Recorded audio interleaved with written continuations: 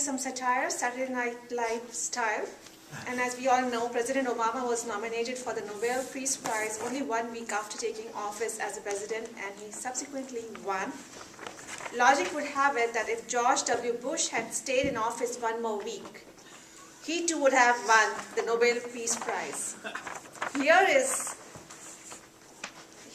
his acceptance speech from George Bush, presented by Carl.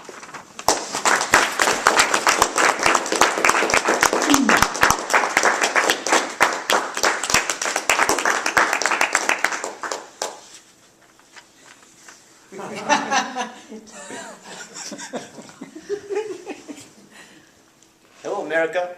It's me, George W. Well, it's not how I expected to wake up this morning. I was hoping to sleep in and let Dick Cheney handle all the work today. When my daughter came back from her all-night party and woke me up and said, Daddy, you won the Nobel Peace Prize today. As you can imagine, it's such an unimaginable honor to receive this.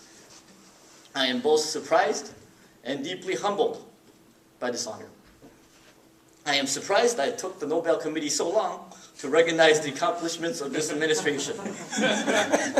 I mean, given how much controversy this administration has been involved in, it took quite a bit of effort to keep this country at peace. Let me be clear.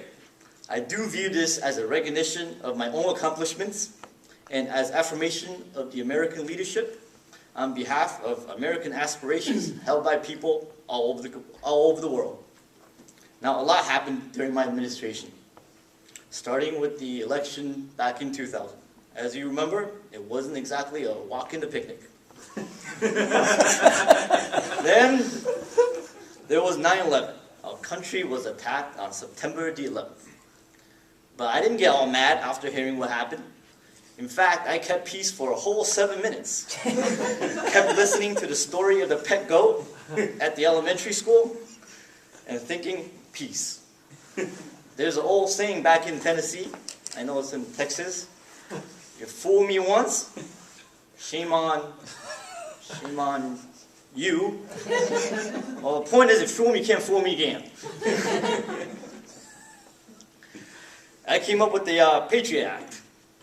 Give government all sorts of power to keep peace. I mean, who doesn't like to get wiretapped, right? If people still wants to start a war against me, I just send them on vacation to Guantanamo Bay. Now, this award is not just about this administration. It must be shared with everyone who strives for justice and dignity. Those include Halliburton, ExxonMobil, Fox News, just to name a few. They're all doing a heck of a job. Now, some peace recipient might view this as a call to action. But I view it as a call to action for other nations to stop those in the way of the American ideals. A lot of people have said multilateral dialogues and mutual understanding is the way to peace. Well, I believe unilateral action and military might leads to peace. Theodore Roosevelt, another esteemed Nobel Peace Laureate, once famously said, "Speak softly and carry a big stick." Well, I've proven that you can speak inarticulately and swinging a big stick and accomplish the same result. Because I am the decider. I decide what's best for the world, America. Yes, there are lots of sovereign places, other places in the world. I like to call them sovereignties. And they need to communicate, like the hands do. The right hand needs to communicate with the left hand. So the right hand knows what the left hand is doing all the time. But even without that, the world is full of dangers.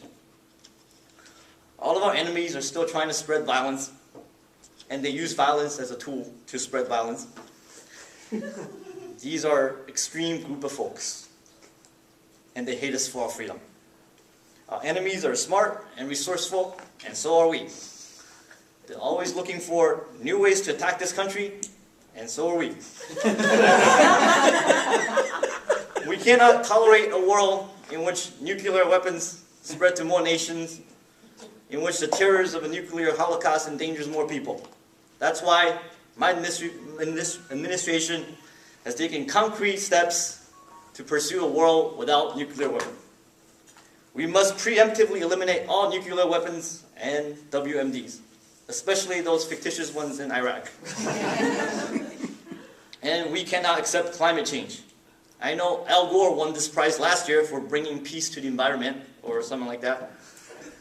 I actually don't have a whole lot to say on this topic, but I just want to say I like to fish. And I know human beings and fish can coexist peacefully. There are still a lot of challenges left in the world. I myself am struggling with the war on the English language every day. We must be concerned for our children. Are they speaking grammatically in these economic times? You know, a lot of peoples are finding it hard just to put food on their family. and healthcare. A lot of doctors are struggling. We need to make sure all the OBGYNs are able to practice their love with women all across the country. I know there are some doubters out there of my policy. Howard Stern, the Dixie Chicks, the news. But I know what I believe is right. And if you know what you believe, it's a lot easier than answering other people's questions. My motto has always been, if it feels good, do it. If you got a problem, blame someone else. The world has always looked to us because we're leaders. And that's why I will believe America will continue to lead. Thank you. God bless.